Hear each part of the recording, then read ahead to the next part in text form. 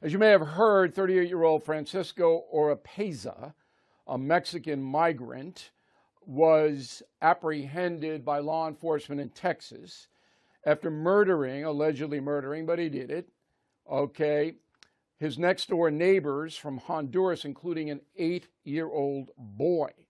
He did that with an AR-15. He was on the lam for 4 days. They have got him. Now, here is the reason I'm tying this into the federal government. There are the victims. Okay, it's just horrifying. So Oropeza was deported 4 times to Mexico, 4 times. And he came back 5 times. Okay, in the process, this has been going on for years, 2009 to today, he was convicted of a felony. All right, driving under the influence, putting people in danger in Montgomery County, Texas. And he was sentenced to jail. Now, you may remember, and this is very, very important, and I'm going to walk you through it, that in July 2015, 8 years ago, 31-year-old Kate Steinle was killed in San Francisco by a migrant who had been deported 5 times, a low-level drug dealer who apparently dropped his gun, illegal gun, went off, killed Kate in the arms of her father. So I proposed a new law called Kate's Law, which would have put an end to this madness. This is 2015, July. Go. This month, 32-year-old Kate Steinle murdered in San Francisco by a criminal alien who had been deported 5 times. As you may know, we have called for new legislation called Kate's Law, which would mandate any convicted aggravated felon who comes back to the USA after being deported would receive at least 5 years in a federal penitentiary, no wiggle room. Now, Senators Cruz and Cornyn of Texas wrote up an official version of Kate's Law. And again, that means if you commit a crime in this country, any crime, and you're here illegally, you go to prison, federal prison, mandatory 5 years. So no more back and forth deportation garbage. Mitch McConnell would not put Cornyn and Cruz's law up for a standalone vote. What he did was attach it to a vote that would sanction sanctuary cities because McConnell knew that bill would fail. No Democrat would attack sanctuary cities, whereas some Democrats, I believe, would have voted for Kate's Law. Okay? So the vote in the Senate failed 54-45.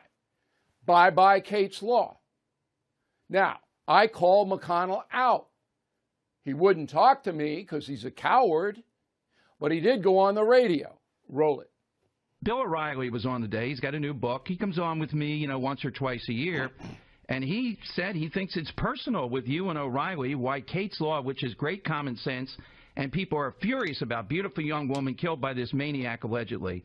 Why not Kate's Law? What is holding that up?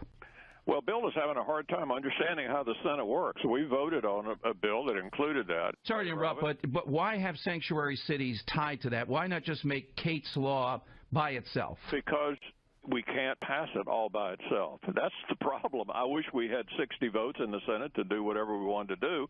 We've explained that to O'Reilly repeatedly, but he doesn't seem to want to listen. Oh, put it up. Let the Democrats vote against it so the whole nation can see it.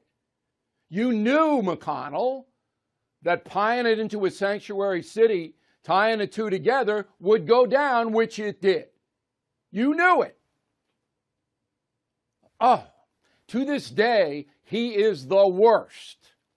And that's one of the reasons the Republican Party is not at the level the Democratic Party is in effectiveness. Okay. Now, since Biden has been in office, more than 7 million foreign nationals have entered this country. All right? Not through our laws, skirting our laws. 7 million. okay? That is beyond anything this country has ever seen since the immigration laws were passed, okay?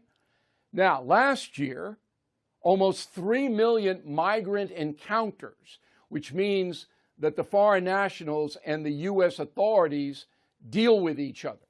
And this year, it's going to be about 4 million. And Biden does nothing. Just that alone should disqualify him from running for president again with the voters. Just that alone.